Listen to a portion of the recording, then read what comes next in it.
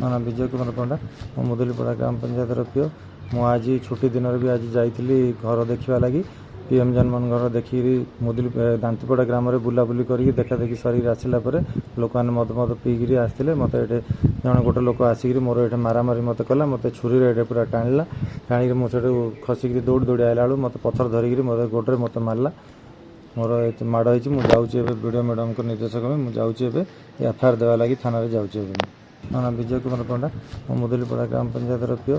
ମୁଁ ଆଜି ଛୁଟି ଦିନରେ ବି ଆଜି ଯାଇଥିଲି ଘର ଦେଖିବା ଲାଗି। ପିଏମ୍ ଜନମନ ଘର ଦେଖିକିରି ଦାନ୍ତିପଡ଼ା ଗ୍ରାମରେ ବୁଲାବୁଲି କରିକି ଦେଖାଦେଖି ସରିକି ଆସିଲା ପରେ ଲୋକମାନେ ମଦ ପିଇକିରି ଆସିଥିଲେ। ମୋତେ ଏଠି ଗୋଟେ ଲୋକ ଆସିକିରି ମୋର ଏଠି ମାରାମାରି ମୋତେ କଲା। ମୋତେ ଛୁରୀରେ ଏଠି ପୁରା ଟାଣିକି ମୁଁ ସେଠୁ ଖସିକିରି ଦୌଡ଼ି ଆଇଲା ବେଳକୁ ମୋତେ ପଥର ଧରିକିରି ମୋତେ ଗୋଡ଼ରେ ମୋତେ ମାରିଲା। ମୋର ମାଡ଼ ହେଇଛି। ମୁଁ ଯାଉଛି ଏବେ ବିଡ଼ିଓ ମ୍ୟାଡ଼ାମଙ୍କ ନିର୍ଦ୍ଦେଶକ ମୁଁ ଯାଉଛି ଏବେ ଏଫଆଇଆର ଦେବା ଲାଗି ଥାନାରେ ଯାଉଛି ଏବେ।